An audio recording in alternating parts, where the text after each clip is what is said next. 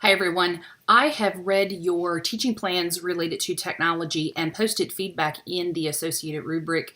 I have actually put most of the comments on the worksheet. So make sure that you check the rubric, but know that most of the comments are actually in red font that you can find on your actual worksheet. I found as I was grading using Blackboard, it was actually easier just to type on the worksheet exactly where the comments needed to be than to put them in the rubric for this assignment. So know that you'll get ample feedback that everyone has received, and you can find those in both places. You guys are doing a great job. I want to caution you that if you are going through this process and you are feeling like, oh my heavens, this is so time consuming, this is so difficult, this is a lot more work than I realized, that means you're doing it right. Teaching, good teaching, is an intentional process. It's not something that's done haphazardly. It's not something that's done with post-it notes on the outside of a textbook. The longer you do it, the less planning, the less formality you need in your teaching plan development. But as a novice educator, you need to be very structured in your approach to teaching. Now, when you're in practice, whether you're in a clinical setting as a nurse educator, whether you're a nurse educator at the bedside, or even if you're in academia, you may use the tool that has been developed for you right now in pieces and parts. You may not need all of it, but you'll use most of it, especially if you are really committed to the professional practice of a nurse educator. One of the components that we have as Christian nurse educators is to always put Christ-centered perspective in how we teach. It's one of the reasons that one of the very first things you do in your purpose statement is to relate this to a biblical truth.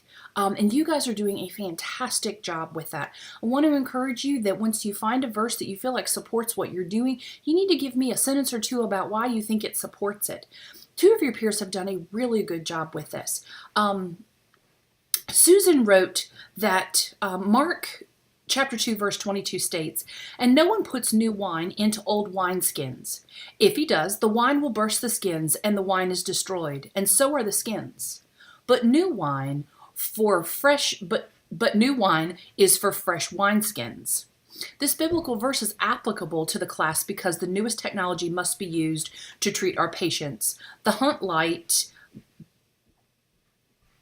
Doplex, what the word was, Ability ABI machine utilizes new innovative technology to provide effective, non-invasive vascular teaching.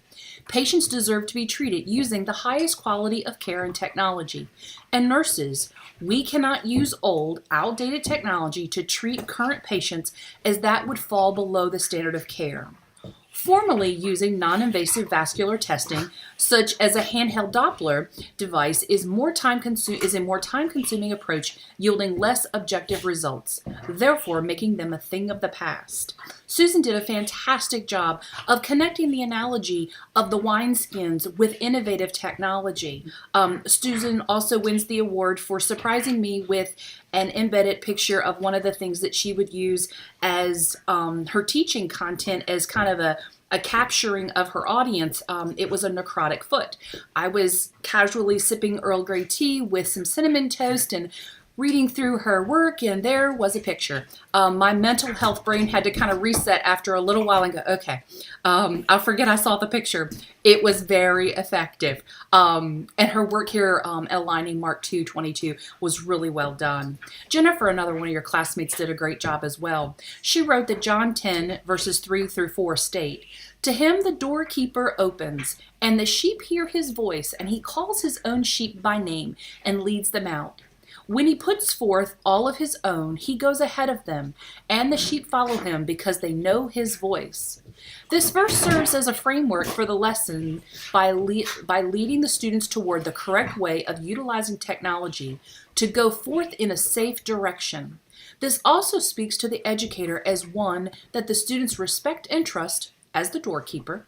It is critical that the educator provide correct and current information to students in order to prepare them and guide them through their nursing careers.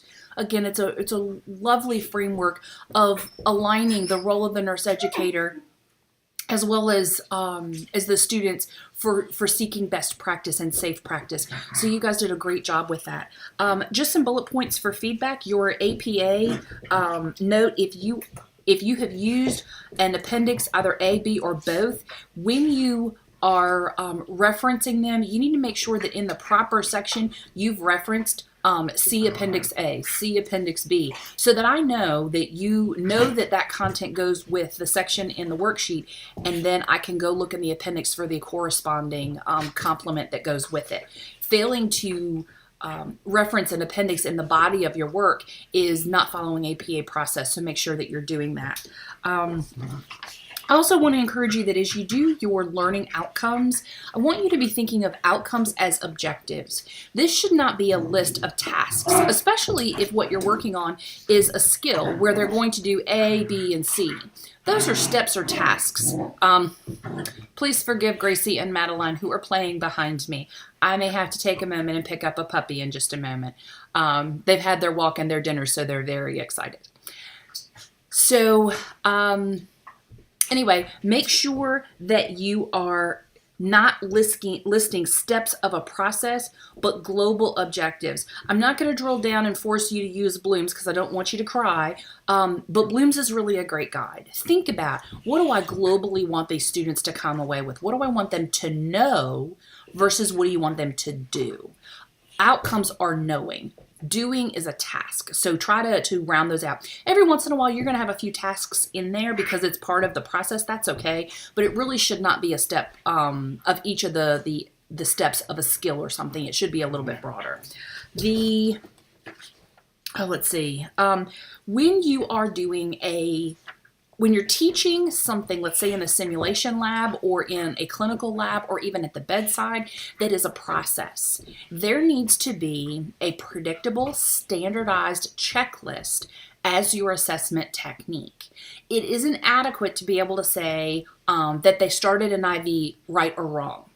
You want to be able to, every time you go into the bedside with each student, to be able to say, every student is going to do these 7 steps, and they're going to do them poorly, adequately, or exceptionally well, or whatever Likert skill you want to use.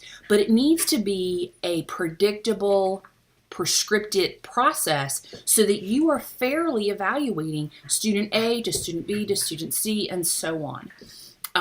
There are times when it's a either did or you didn't. But that's a one-off, and if you're teaching appropriately at a high enough level, you're going to want a checklist for those types of things from an assessment standpoint. So know that for future use. When you have a prerequisite for knowledge, the reason we ask you to think about what do you want the students to know when they walk in is to make sure that they have the right framework or the right base understanding so that you can pick up at an appropriate level. All that growling is Gracie. That's not the big dog. It's the little dog. Hang on a second.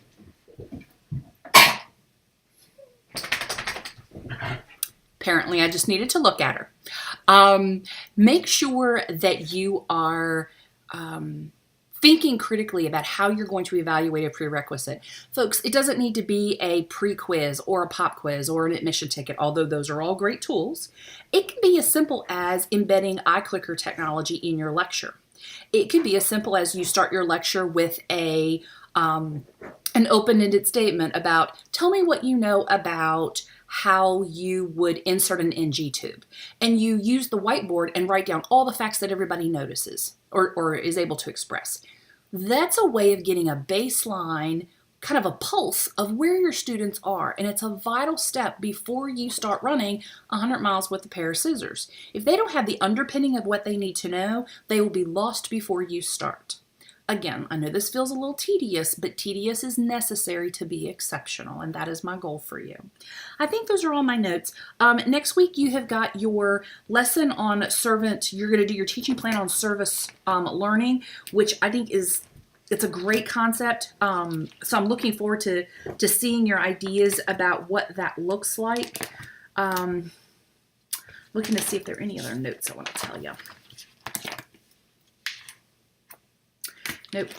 Just a note to make sure that you are thinking through service learning. Remember that service learning is defined as a teaching and learning strategy that integrates meaningful community service with instruction and reflection to enrich the learning experience. It teaches civic responsibility and it strengthens communities. So there are a lot of ways that you can be the hands and feet of Christ in your community while you are teaching something. My caution to you is, the truth is, you could take any topic and put it in the community. The focus of this teaching plan needs to be helping your students understand the value of service learning. And you can incorporate that in a project. But it needs to introduce the concept. It needs to be threaded through the concept so that the students know the reason we are doing this activity, the reason we need this information is because we are serving others in a meaningful way to improve their health outcomes. Make sure you don't lose sight of that as you weave together this teaching plan. Okay, I hope you guys have a great week. We're in the midst of week 7, which means you are so close to being done. And that means Christmas is right around the corner. So I am right there with you in being ready for a break, ready for the holidays, and feeling like I have a million things in the air. Know that I am praying for you. Know that I am here. If you have questions or concerns, please touch base. This is your second teaching plan, and if you're still struggling, it's okay that you're struggling. Reach out to me. We'll either set up a phone call or we'll exchange some emails to get you back on track. You can do this. I promise. Let me know how you are and if you need anything. Otherwise, have a great week, and I'll look forward to seeing your teaching plan for next week. Take care.